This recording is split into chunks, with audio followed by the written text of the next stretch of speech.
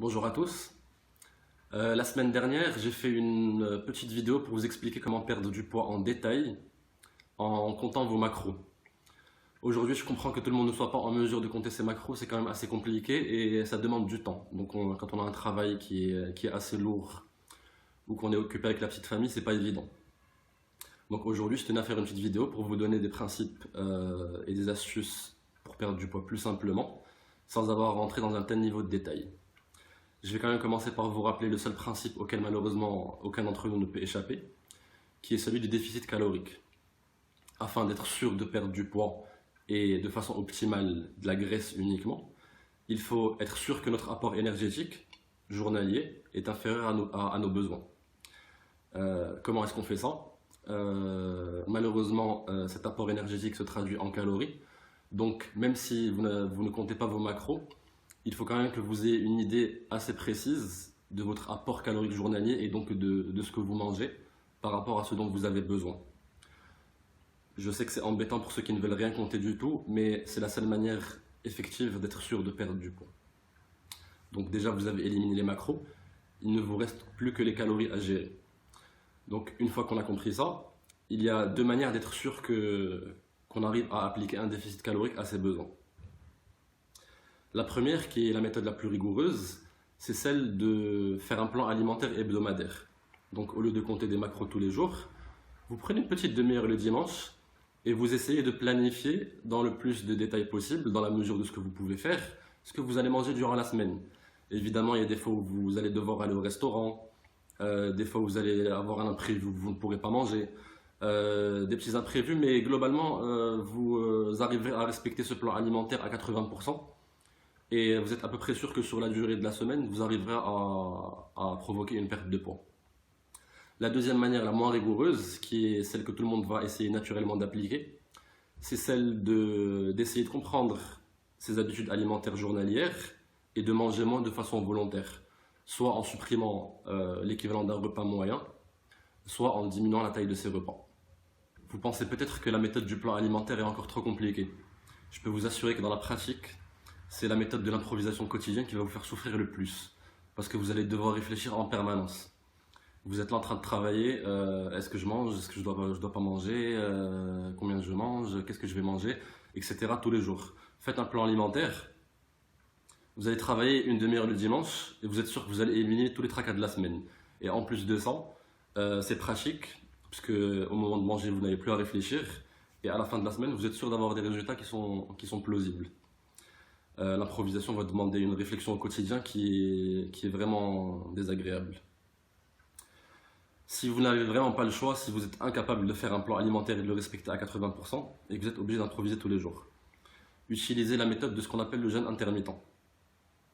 Donc à l'intérieur d'une même journée, vous essayez de prolonger les périodes de jeûne pour maximiser la perte de gras et manger au moment où vous en avez besoin. Je vais vous donner un exemple très simple. Si vous avez l'habitude de prendre un petit déjeuner, ce qui se situe en général autour de 500 calories si vous n'abusez pas trop sur les quantités, commencer par le sauter est une méthode très efficace pour perdre du poids par rapport à vos habitudes. Donc vous instaurez automatiquement un déficit. En gros, cela veut dire que vous allez jeûner du moment où vous vous couchez jusqu'au moment le lendemain où vous allez prendre votre déjeuner. Ce qui fait que vous allez jeûner pendant à peu près 14 heures et ça va maximiser la perte de gras. Et en plus de ça, vous aurez du mal à remplir votre besoin calorique en 2 repas puisque vous avez l'habitude de le remplir en 3. Donc en gros, sauter le petit déjeuner, c'est quasiment perdre du poids sans effort. Maintenant, si d'habitude vous ne prenez pas de petit déjeuner et que vous avez quand même du mal à perdre du poids, c'est que la taille de vos 2 repas est trop importante ou que vous grignotez trop entre les repas. Si vous grignotez entre les repas, moi je serais vous, j'arrêterai complètement parce qu'en général c'est des calories qui sont importantes et qui sont vides d'un point de vue nutritif. Les biscuits, les chocolats, etc. C'est pas du tout bon pour la perte de poids, donc il faut commencer à se limiter aux repas. Si la taille de vos repas est trop importante, ça veut dire qu'il faut diminuer au moins la taille d'un seul repas. Si vous avez l'habitude de manger à satiété à midi et à satiété le soir, choisissez l'un des deux et commencez à manger à 60-70% de votre satiété à l'un de ces 2 repas. Ensuite, moi je serai vous, pour vous donner un exemple de journée, je sauterai le petit déjeuner, Puis à midi, je mangerai une viande ou un poisson avec des légumes. Et le soir, je mangerai une viande différente ou un poisson avec des carbohydrates pour avoir votre dose de la journée. Maintenant, je vais vous donner quelques astuces et vous faire quelques révélations qui vont beaucoup vous faciliter la tâche dans votre démarche, que ce soit improvisation ou plan alimentaire d'ailleurs. Je vais commencer par détruire des mythes que malheureusement tout le monde applique au quotidien et qui compliquent vachement la tâche. Le premier, c'est que ce que vous mangez n'a aucune importance sur les résultats de votre perte de poids. Vous pouvez perdre du poids sur un régime à base de café au lait et de Oreo toute la journée si vous avez envie. Vous n'aurez pas les meilleurs résultats en termes de composition corporelle. Donc pour vous rappeler ce que c'est qu'une alimentation équilibrée, référez-vous à ma première vidéo, je vous ai mis le lien en commentaire. La deuxième chose, c'est que la fréquence et l'horaire de vos repas n'ont aucune influence non plus sur votre perte de poids. Comme je vous ai expliqué, la perte de poids est une équation énergétique qui est pure et quand elle est vérifiée sur une durée de temps qui est limitée, vous perdrez du poids que vous mangez 17 repas dans la journée ou un énorme repas à 11 h du soir tant que vous êtes en déficit calorique. Alors ensuite, pensez que faire beaucoup de cardio va vous aider si vous ne maîtrisez pas votre déficit calorique dans l'alimentation est une grosse erreur. Je vais vous donner un exemple très simple. Si votre besoin calorique journalier est de 2500 calories, vous avez besoin d'avoir un apport énergétique de 2000 calories dans la journée pour perdre du poids, donc un déficit de 500 calories. Si vous faites une séance de cardio pendant cette journée et que vous perdez 500 calories, mais que vous en mangez 3500, vous êtes à 3000 calories au total, donc vous êtes quand même en excédent calorique de 500 calories sur la journée. Donc au lieu de perdre du poids, vous allez effectivement en gagner. C'est très simple d'arriver à 3500 calories, il suffit de manger un fast-food à midi, un fast-food le soir. Donc la cardio est juste un moyen d'aider à appliquer votre déficit calorique sur une longue durée, mais à un instant T, si vous faites de la cardio et que vous mangez n'importe comment, ça ne vous aidera pas du tout. Ensuite, arrêtez d'essayer de localiser la perte de gras. La perte de gras n'est pas localisable.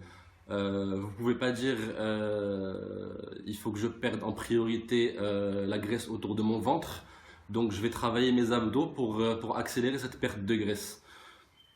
Travailler vos abdos ne va avoir un seul effet, c'est celui de grossir vos abdos, et donc si votre couche de graisse ne diminue pas, votre ventre va enfler au lieu de désenfler, ce qui est l'effet inverse de ce que vous recherchez. Donc appliquez votre déficit calorique, vous allez perdre du gras sur l'ensemble de votre corps progressivement et le moment venu, les couches de graisse que vous avez envie de perdre en priorité vont finir par s'estomper elles-mêmes naturellement. Donc ça c'était pour les mythes. Maintenant je vais finir avec 2-3 astuces qui vont vous aider également dans votre démarche. La première c'est de boire beaucoup d'eau. Si vous pouvez boire au moins 3 litres d'eau par jour, c'est excellent, ça va beaucoup vous aider. La deuxième, c'est de manger beaucoup d'aliments sources de protéines, donc de la viande blanche, de la viande rouge, du poisson, des œufs. Ça va vous permettre non seulement de maintenir votre masse musculaire, mais également d'éprouver un sentiment de satiété qui est important. Donc naturellement avoir envie de manger moins. Ça va beaucoup vous aider également. Et enfin, pour les personnes qui boivent occasionnellement de l'alcool, il faut absolument inclure les calories de l'alcool dans votre besoin calorique journalier en déficit. Ce sont des calories qui sont malheureusement vides en nutriments, mais elles comptent comme de l'énergie, donc il faut absolument les inclure. Si vous buvez de l'alcool, à éviter à tout prix, c'est manger après avoir bu. L'alcool mobilise l'ensemble des fonctions de traitement de la nourriture dans votre organisme. Donc tout ce qui sera mangé après une consommation d'alcool sera automatiquement stocké en gras et ça peut être très important parce que les calories de l'alcool ça va très vite. Donc voilà pour la vidéo d'aujourd'hui, j'espère que vous avez apprécié et que ça va vous faciliter un peu votre perte de poids. Comme d'habitude, si vous avez des questions, besoin de précision, etc., envoyez-moi un message, laissez-moi un commentaire, je me ferai un plaisir de répondre. Et évidemment, partagez cette vidéo. Je vous dis bonne fin de week-end et à bientôt. C'était Walid pour vous ici.